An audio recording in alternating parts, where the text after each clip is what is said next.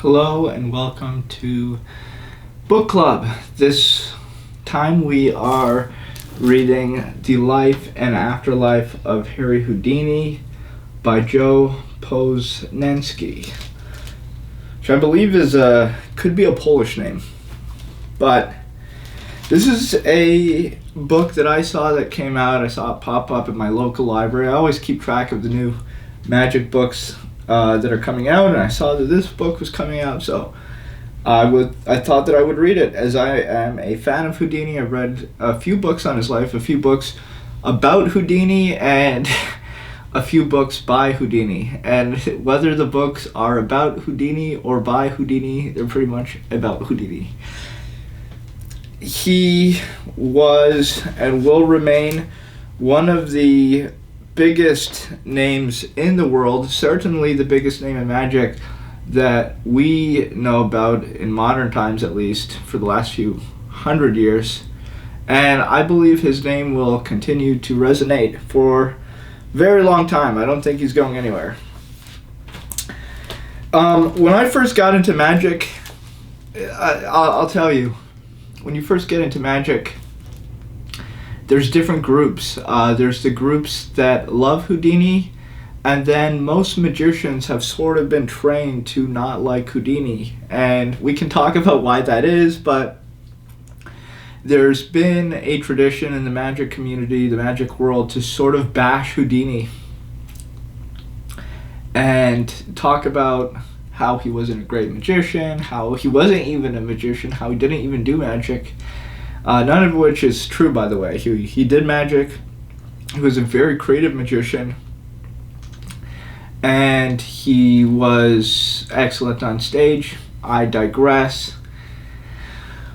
But there is that concept. So when you're in the magic community, there's not a lot of people talking about Houdini. But the people who are talking about Houdini are not only in the magic world. If you look up the people talking about Houdini right now, the people who have websites dedicated to him and are doing research and, are obsessed with Houdini, many of them are not magicians. Many of them are magicians, but many of them are not magicians. Houdini transcends magic.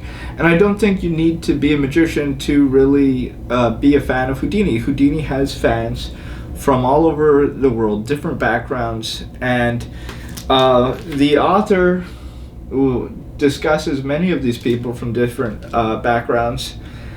And he goes and he meets them. The interesting thing about this book is it's partly about Houdini's life. And if you know about Houdini's life, like I've read quite a bit about Houdini. So when I was reading this, honestly, not a lot was new to me in the book, especially about Houdini. Some of the stuff maybe I had forgotten about, but I already knew it. It sort of just like refreshed me on some facts. Some of the stories in the book and theories in the book, I believe, are incorrect, and they've been, discussed at length in other books. Maybe the author isn't aware of. When this author, when Joe was researching this book on Houdini, he talked to the people he had access to, and he didn't have access to many people at the beginning, and he says that himself, and he talks about his journey going to research Houdini, and he sort of skipped over a lot of people, I believe, who would have been very useful, but that's sort of what happens when somebody outside of magic writes a book about a magician or magic. And we're seeing it a lot these days. People from outside of magic, Ian Frisch, Alex Stone, the neuroscientist people. You have a lot of these people from outside magic writing books about magic, and they don't really know about magic, so they're trying to find out.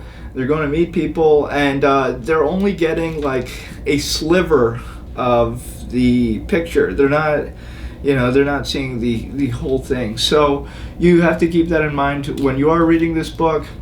In terms of the content about Houdini, it's okay. It's okay.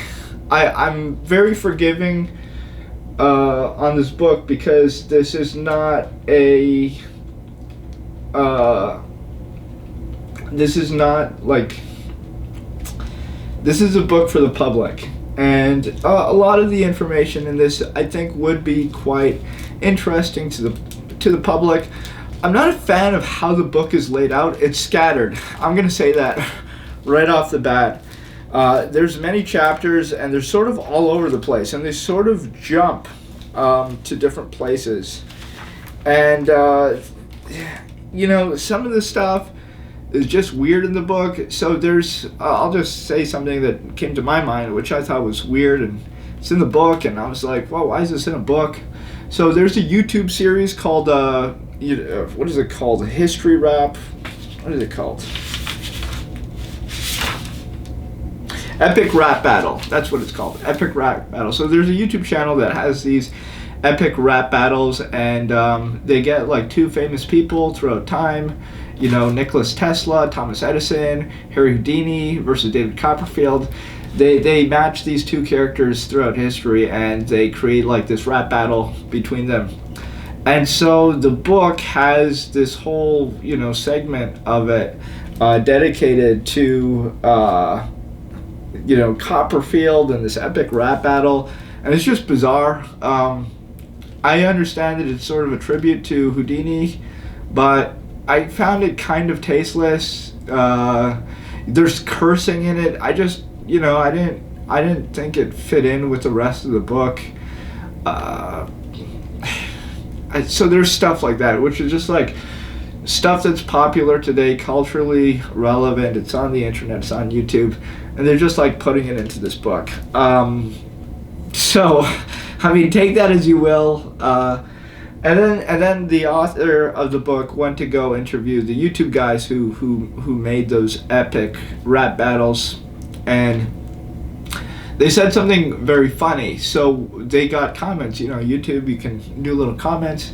By the way, you can leave comments asking questions below this video or any other video we have on this channel, and I'll do my best to get around to it. But on YouTube, you have comments, and one of the comments on this epic rap battle was, who is David Copperfield? Because a lot of the people watching on YouTube are younger, and you have to realize there's not a lot of people who know who David Copperfield is anymore. Sort of like Uri Geller. These people sort of had their time in the sun, and there's people of a certain age who know them, but younger people growing up, they just don't know. They don't know who Uri Geller is. They've never heard of his name. It's the same thing with David Copperfield. Most younger people do not know who David Copperfield is. He's just not relevant to a lot of today's youth. He hadn't done a TV show in decades. I don't remember exactly the last time he did a TV special. He used to do those hour-long TV specials.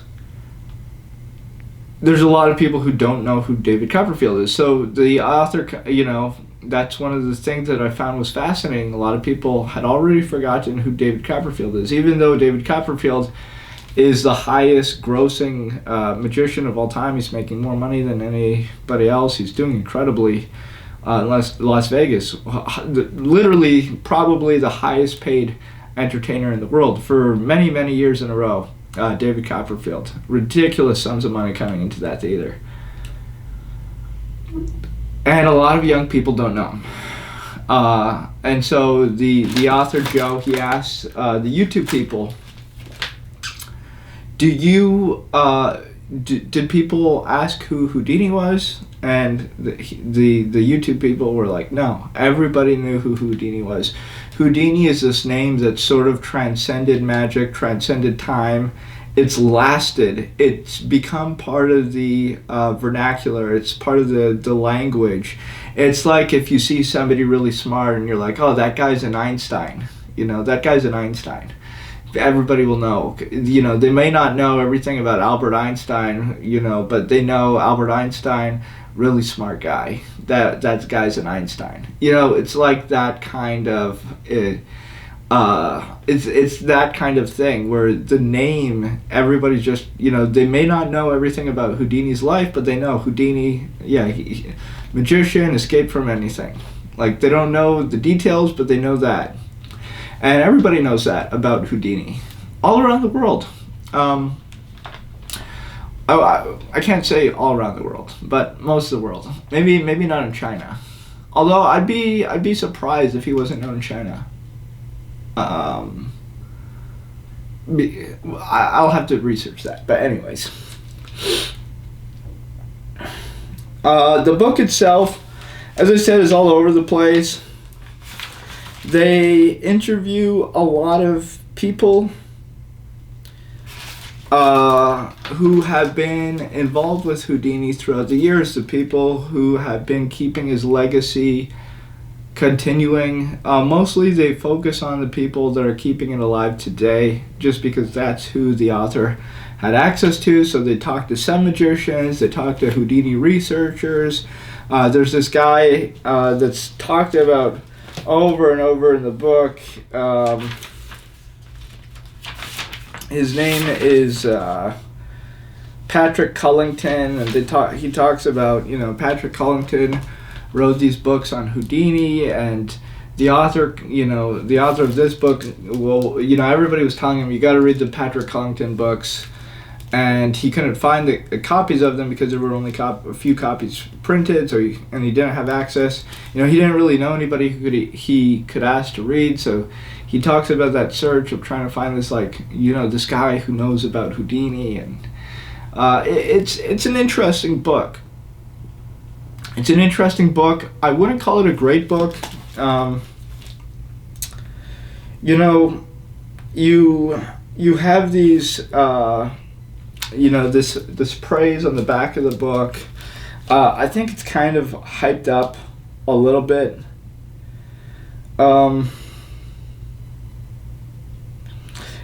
This is a quote from John Cox. Joe Posnansky has produced the most informative and moving book ever written about Harry Houdini.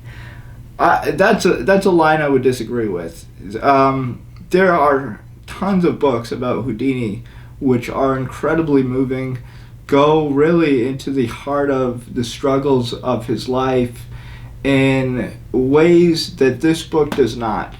I would disagree with that statement. Of course, probably, these people wrote this so the book would have good publicity, and it deserves good publicity. It's not a bad book. It's a very enjoyable read, but there's so many books that just really go over Houdini's life and the stories about his life, and there's so many episodes in Houdini's life. His struggle working and working and working and failing and failing and failing. The show business is so tough, and then his struggle, and he slowly becomes this legendary figure, world famous. I mean, there's letters of him, asking other magicians to work in their theaters and stuff, and they're like, Houdini? Why would we work with Houdini? We never even heard about Houdini. And then a few years later, Houdini is, 10 times, 100 times bigger than they are. And, it's one of those, you read stuff like that and it's like, wow, that's amazing. It's amazing that you can have somebody who's so talented and hardworking and, who becomes so successful, but even they have moments where they're just unrecognized. It's like this story about this guy who's incredible, and he's working so hard, and he's just totally unrecognized until slowly, slowly he develops his talent and people start waking up. It's an inspiring, beautiful story. And it's not fully told in this book. So again, not a knock on the book. The book's very entertaining, enjoyable, but it's not a biography of Houdini. It does talk about some episodes of his life, some of his triumphs and trials, but it doesn't cover everything.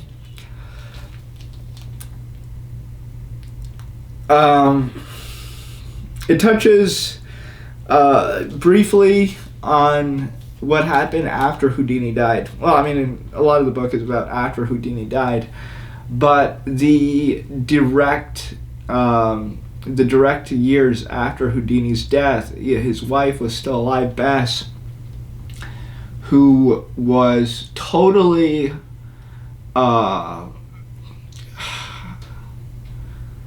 totally abused by the spiritualists. They, there's this whole episode with Arthur Ford and these other people who conspire literally to, they're spiritualists.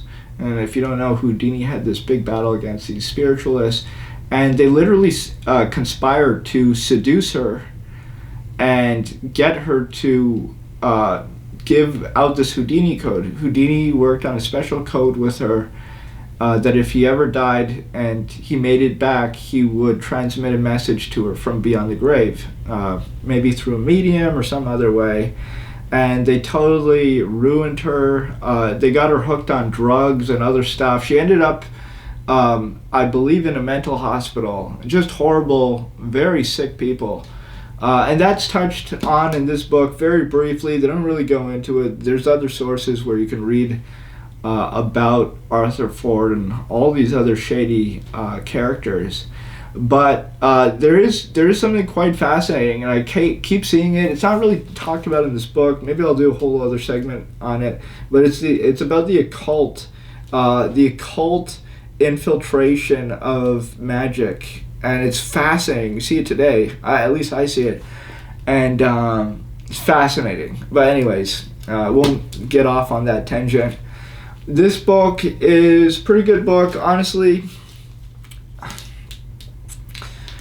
There are many books that I would recommend before it.